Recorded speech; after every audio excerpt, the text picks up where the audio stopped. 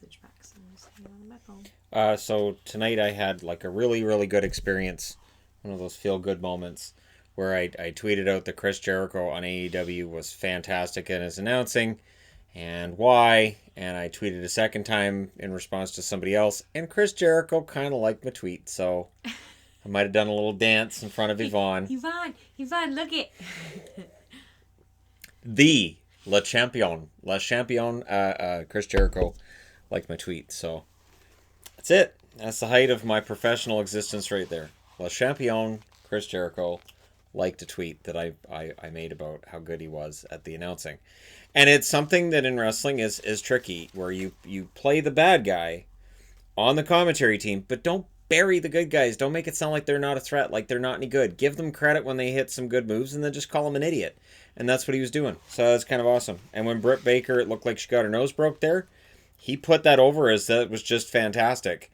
He was very big on what he was watching, and it made it feel like the Hikaru Shida versus Britt Baker match was important. Man, they need announcers that can make matches feel important, and Chris Jericho's very good at it. Very good in the ring, but when he decides he's done in the ring, he's got a very long career ahead of him as a commentator. He's going to be fantastic. Now, where we left off in the book, we were all finished, so I'm going to start volume 4 tonight, and this is the part with the chuds. So, if you're following along, why are you shaking your head? No, okay, there's no chuds in your book, and we're not doing part 4, you dork. We're still on part 2. Well, look who's knowing about the chuds. So, I like focusing on the chuds myself. I found the elastic that I need. I think this is the elastic I need. She's looking for elastic for the masks she's been making. So, there's kind of a shortage on elastic. Because everybody's making masks right now for the hospitals. So, and for people in general. So. And they wear them over the N95 mask, right? In so the they hospitals, don't. Yeah. Yeah, so they don't. So, because I've seen people saying, "Oh, you can't wear those instead." No, they wear them over top of the N95 mask. So you have the mask here, and then you have the fabric mask over top, and then in theory, it means the N95 mask you don't have to replace it every single time around. You can just replace because a lot of times they're given one for the day. Right. So the fabric mask is just an extra layer of protection. It's not used as protection in general. It's the N95 mask is underneath. So all right. We'll get into Allison Hannon and who she is now. Allison Hannon hates her job. She is in the position as the voice of the world, and she wants someone else to take the job off her hands. The job is vague, and gives her little power with all the blame. Little power with all of the blame when things go wrong. The world is anxious to fight a war she knows they cannot win.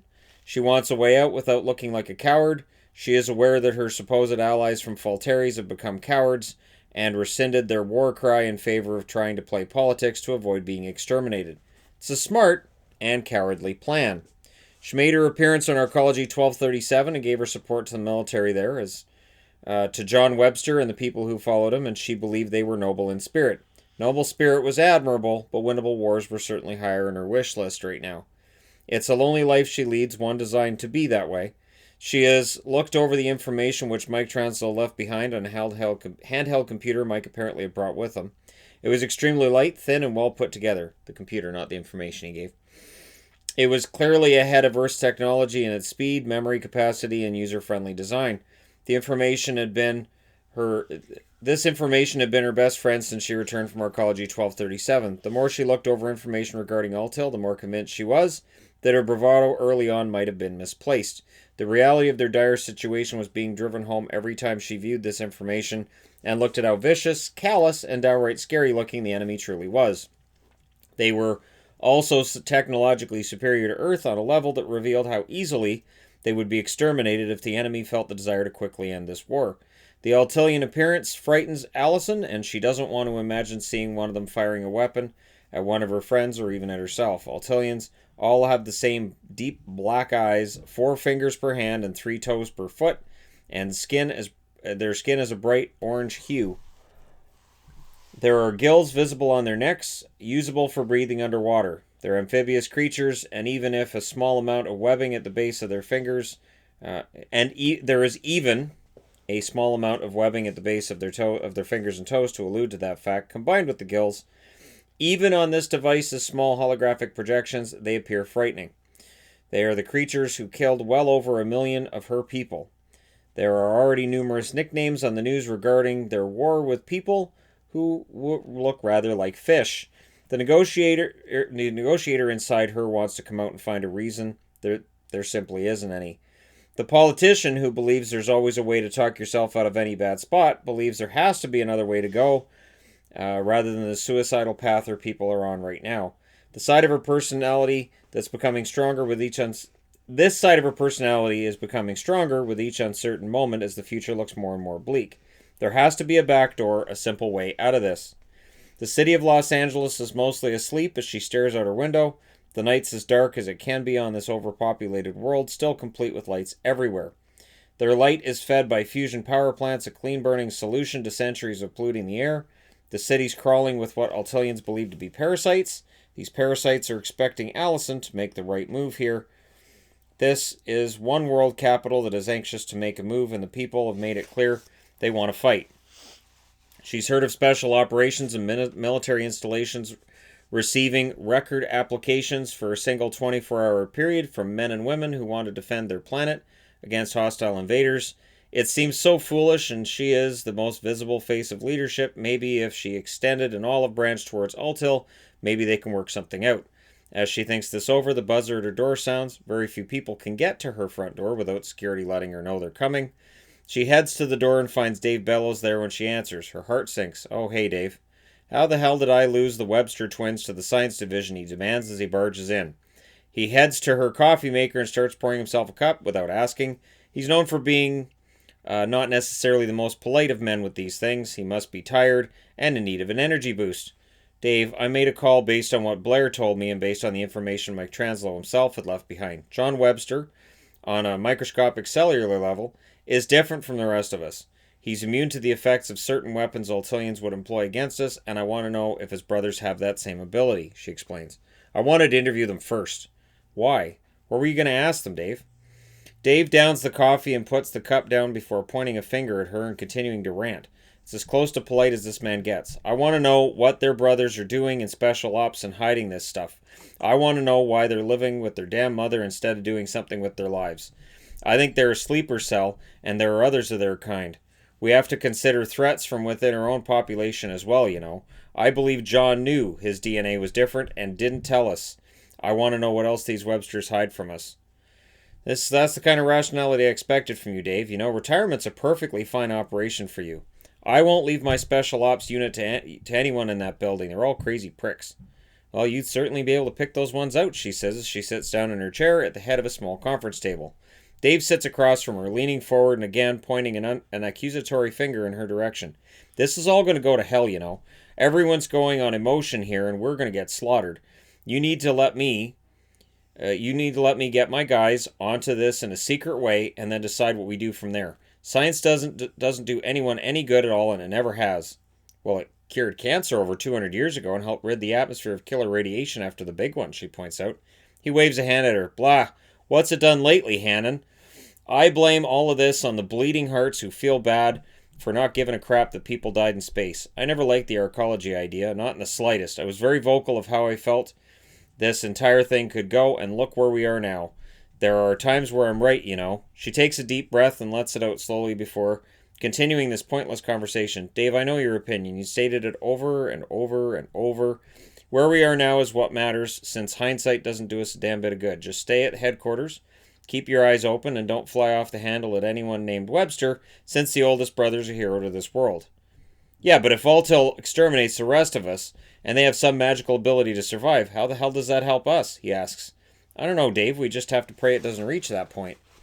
Dave scoffs at that suggestion. Prayers for people who don't want to do anything to actually solve the problem.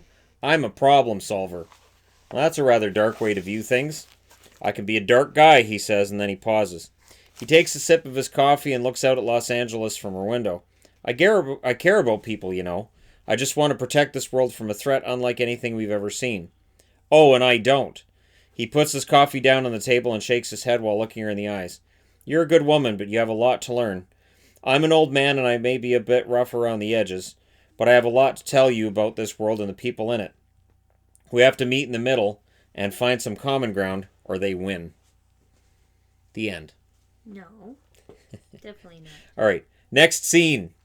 Dradgen sneaks out of Talia's room. She had tried a seduction maneuver on him, but he managed to play hard to get until the wine caused her to pass out, naked and face down on her bed.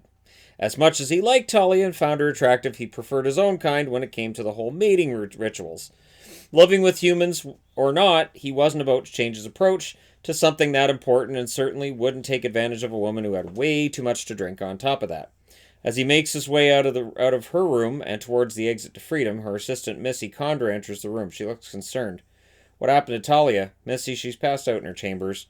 You're insane to have allowed her to have 2 bottles of wine. You know, I don't drink since alcohol doesn't exactly react well with my Altarian blood. That left her to consume all of it, he says, rolling his eyes. I didn't think she drank that much. I'll get her sobered up as soon as possible. She has a lot of work ahead of her, Missy says. She needs to do the right thing here, and we both know what that is. She won't go to war.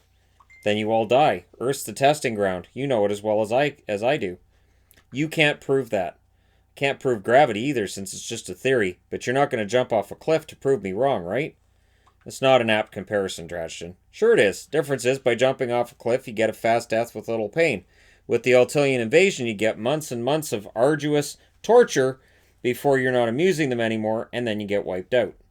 They never tried to exterminate your people. Yeah, because they found we make good slaves and we're peaceful at heart. I sometimes consider that a fate worse than death, you know. My people have a proud history and were enslaved, while this world secretly helps and publicly sides with our slave owners. It's a pathetic state of affairs. You know, if Goro finds out how much help this war's given my people, you'll all die then anyway. She pauses and looks down at the floor. Sometimes the truth is horrible. I've thought a lot about this, Dradgen. I have. I mean that. I just need to be able to sleep tonight. I need to be able to rid my mind of these thoughts. Not because I don't care, but because I care too much. Dradgen hugs her. I'm sorry. I know I'm being hard on you. Hard on her as well. It's just, I worry about where this will head from here. They're not good people. They will not be merciful in any kind of way. I know you're not the leader here, and you can't do much to sway her on these matters.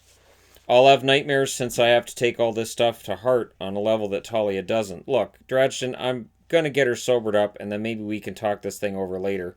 I have a certain ability to sway Talia's opinion when I want to, she says with a shrug while twirling her hair with her finger. I don't know that I want to know anything more than that. See, she has this caramel sauce, and yeah, whatever, I gotta go, Dradgen says as he rushes away and makes his exit before she can finish that sentence. He prefers his own kind and lurid tales involving his own kind as well. This just reinforces that for him. Missy just laughs after Dradgen had run off. It's nothing like that really, but everyone assumes things between herself and Talia are going on, so why not have fun with it? She proceeds to check on Talia and properly places her into bed in a manner a world leader should be. The wine smells almost too much on Talia's breath, and Missy sighs. Gonna be a long day for you tomorrow, she says, stroking Talia's hair before leaving her alone to sleep.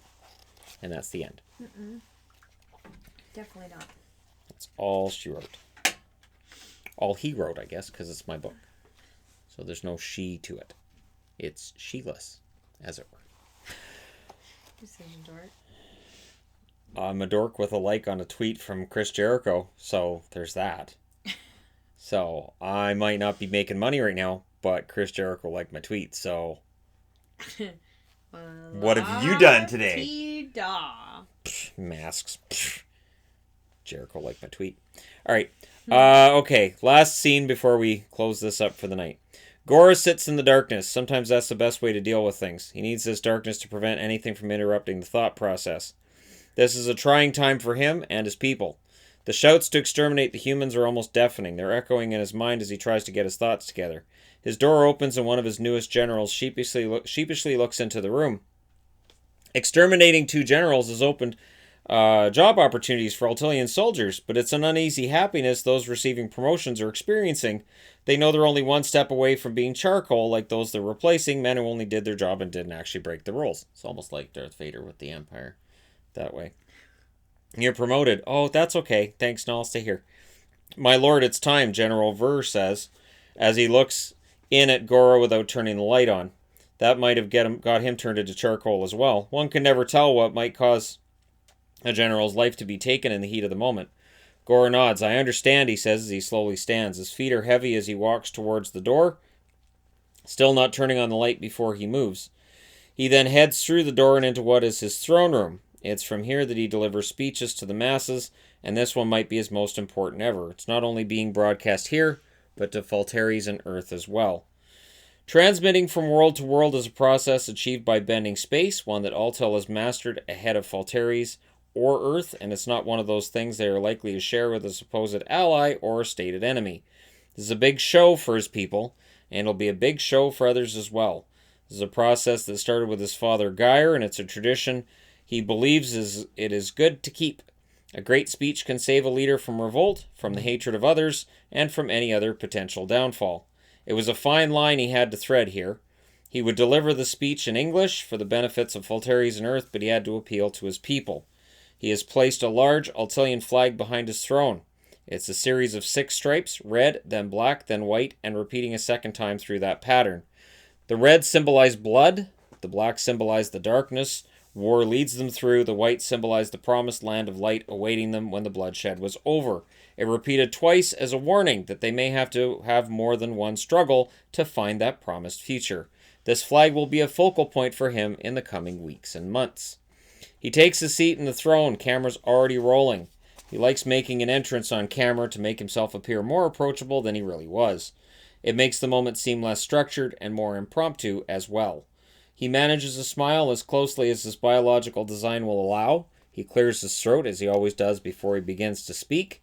This has to sound genuine. He also has to seem approachable and humble from the moment that he begins until the end of his presentation. I come before you all tonight with a heavy heart, he says, careful to look directly at the camera.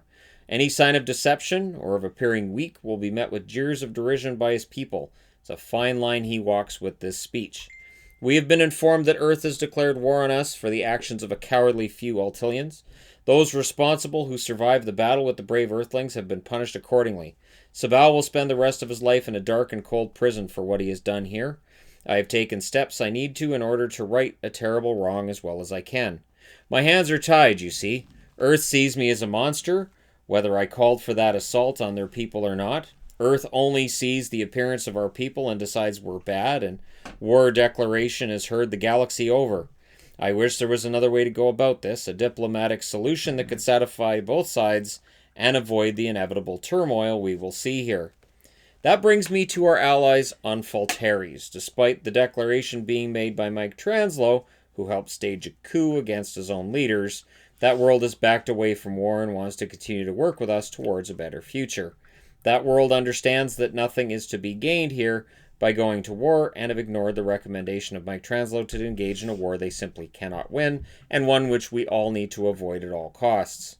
We are great through our ability to reason more than our technological superiority over the rest of this vast galaxy. I also speak to my people on this day. We are a proud people, and I know many of you feel towards Earth in their declaration against us. I can only advise you that Earth is misguided in their declaration, and that we need to exercise caution as we proceed. We cannot simply wipe them out due to the fact they want to fight. I will continue tracking down anyone else who knew about these heinous attacks on the arcologies, and I will punish them as well. We must prove ourselves as being the finest in the galaxy through our deeds in this matter, and we must not proceed without thinking all of this through. Altel is a great world with the finest species in the galaxy. Our superior intelligence and technology will make us targets for would-be enemies. Earth should not be our enemy, but the fear of the unknown can be powerful.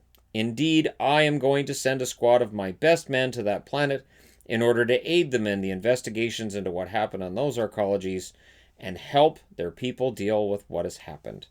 I send my people to Earth as a peace offering. I send them with the belief that this is the best thing for both of our worlds. We must have peace at all costs.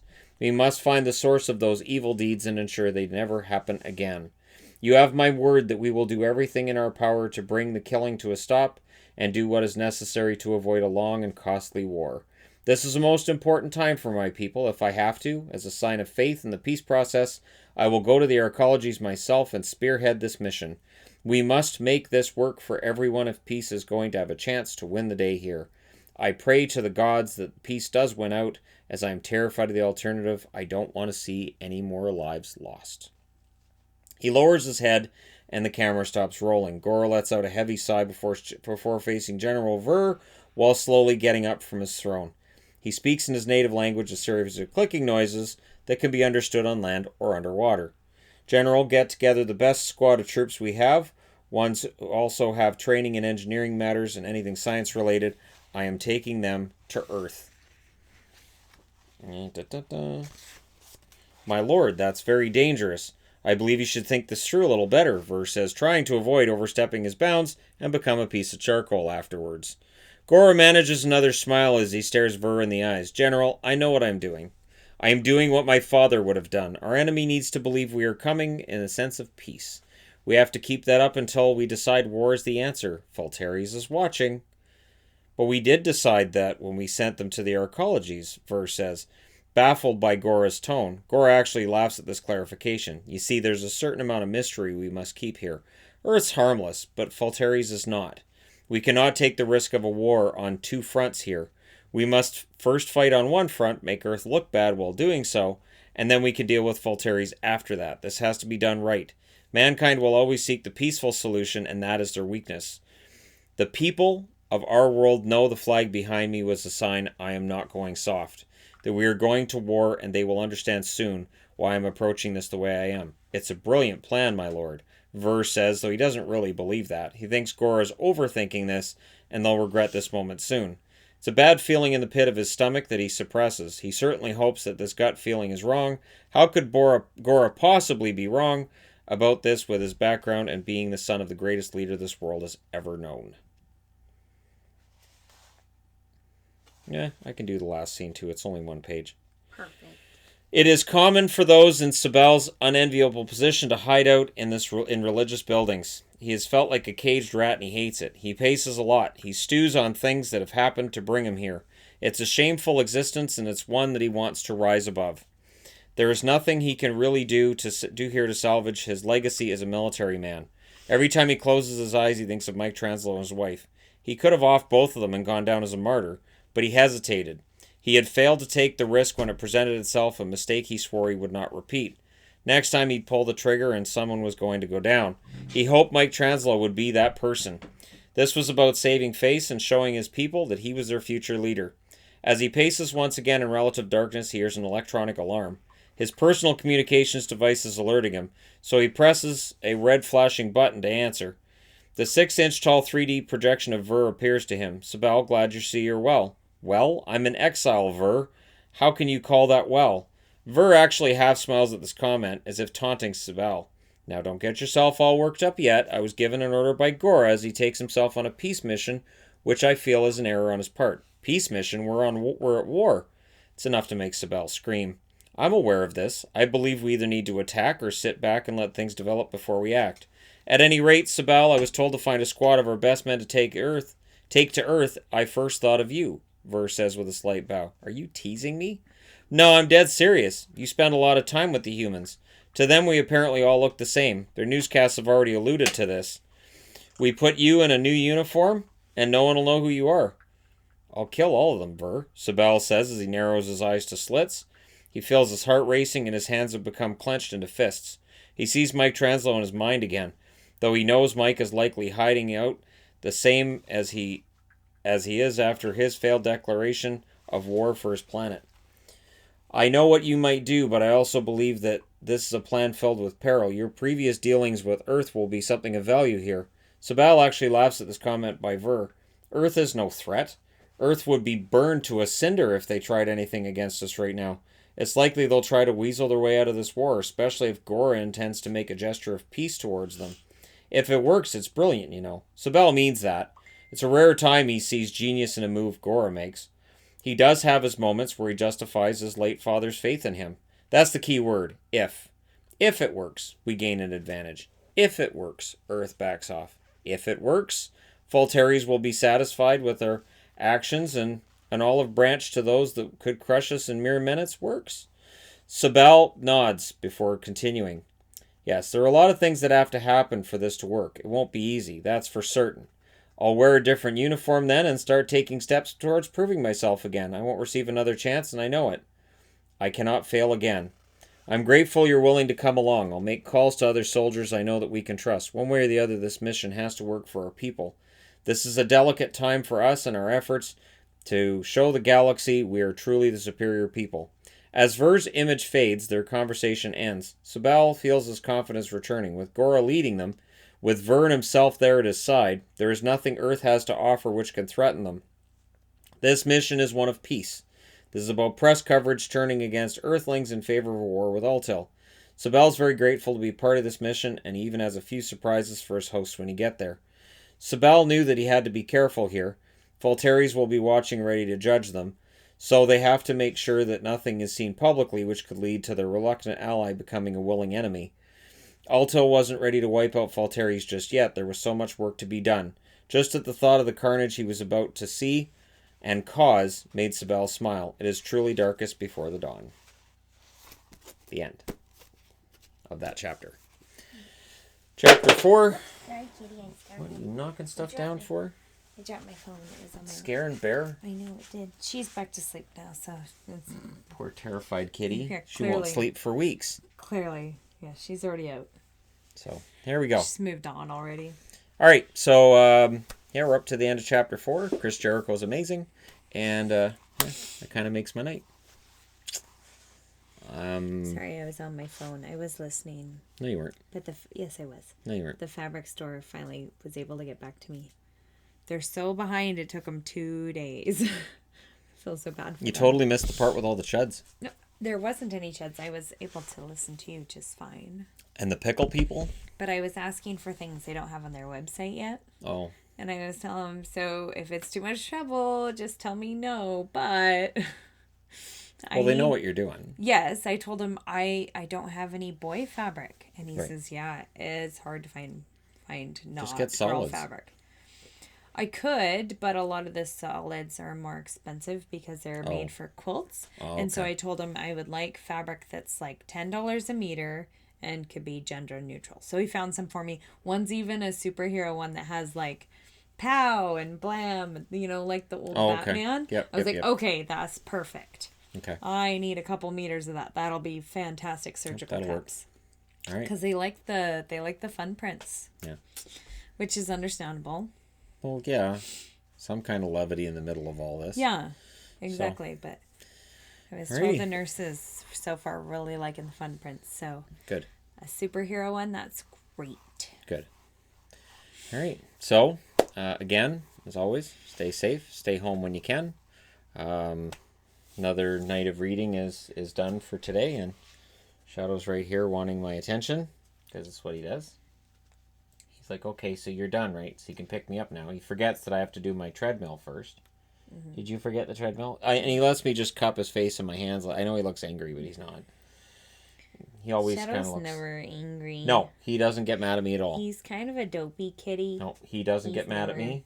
No. And he doesn't get mad at, like, today with Pixel. He doesn't get mad at her. He just comes over, hi! And he comes right down in her face, and I'm like, Shadow, she doesn't like you. Knock it off. Hi. Like, seriously, back up. Hi. See, and now he's putting his paw out because he wants me to pet him again.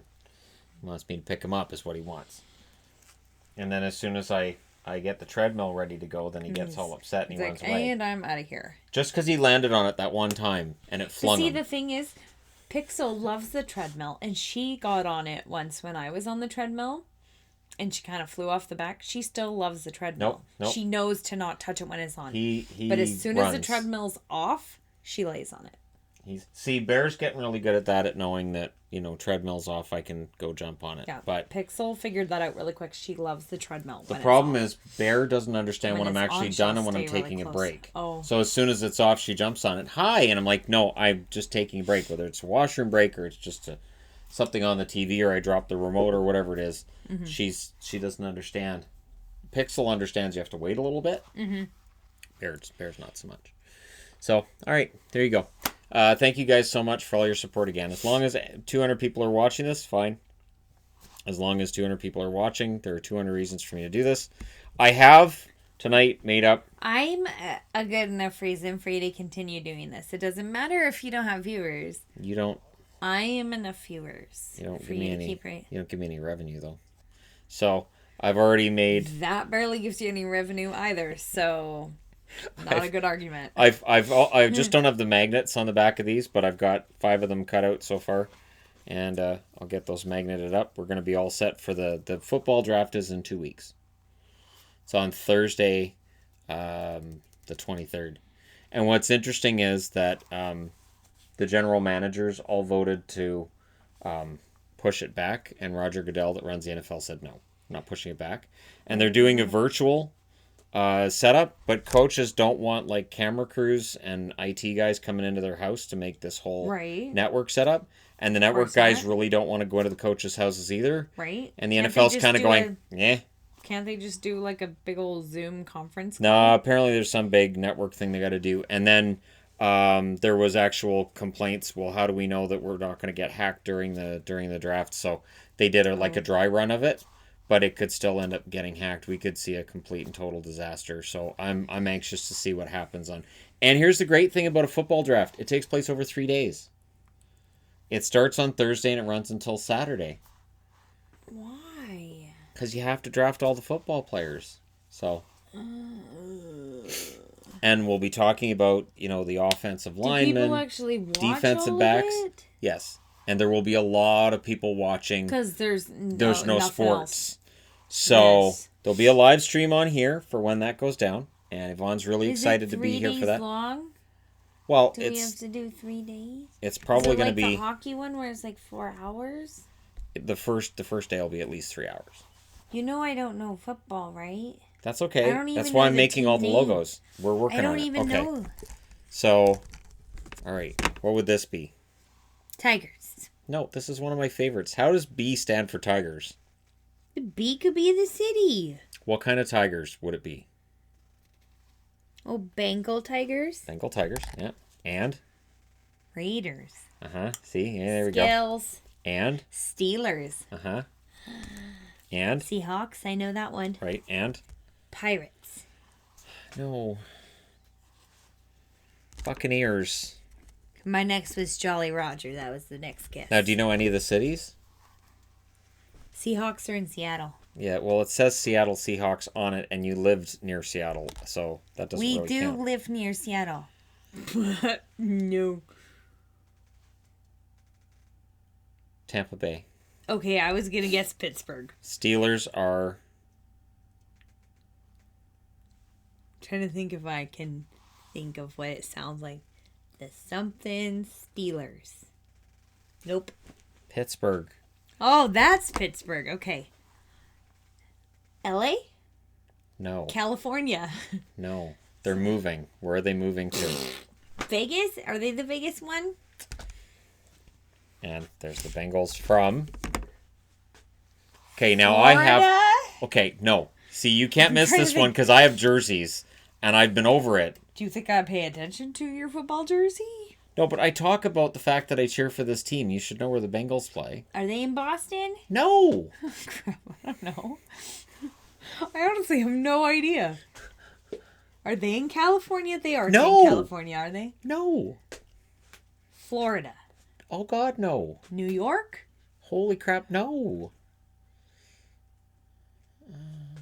Cincinnati.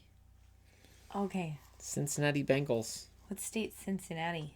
Oh, God. Cincinnati. Crap, I used to know this when I was little. Oh, wow. You don't know what state Cincinnati's in? Cincinnati, Ohio? There you go. Am I right? Okay, that sounds right. Which state is Vegas in? Nevada. Pittsburgh?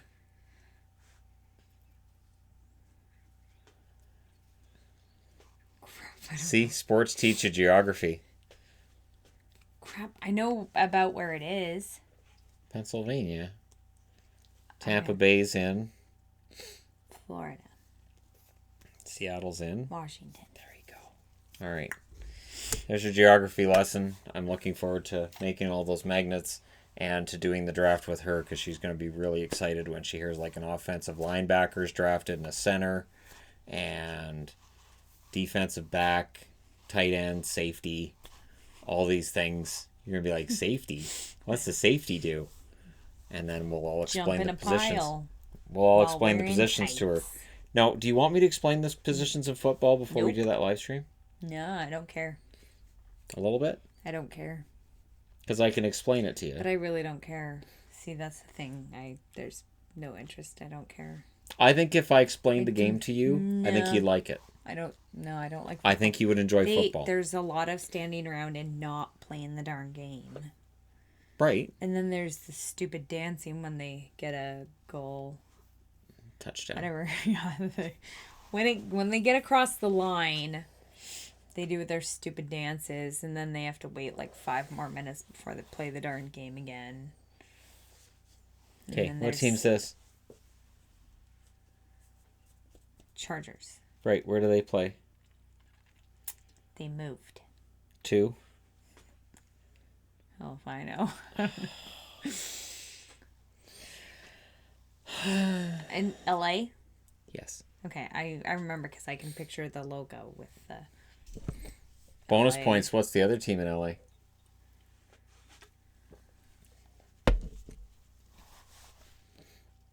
'49ers. Rams. No? Okay. It's the San don't Francisco 49ers. Oh. All right. I was close. So that's going to be a fun live stream. I get points for being close. I hope you can all tune in for that. See, but then in the live stream, it'll be all these super football-y people. And if I say anything, they'll just make stupid comments about how, if I don't have a penis, I don't know about sports. And, you know exactly what I'm talking Oh, and the about. football questions are going to be Dumb great. Girl. And I don't know how to pronounce Rolling any of your the eyes names. and At least hockey guys, I know how to pronounce a majority football. of the Football's names. easier because they're almost all American, though. Oh, that's true. It's a bunch of American names. Hockey's hard because it's not. There are some tough ones to pronounce. There are some really African type names that are Right. really tough to pronounce. Right. Samoan too. You can get some names that true. are Antitupo, or I'm trying to remember how to pronounce that.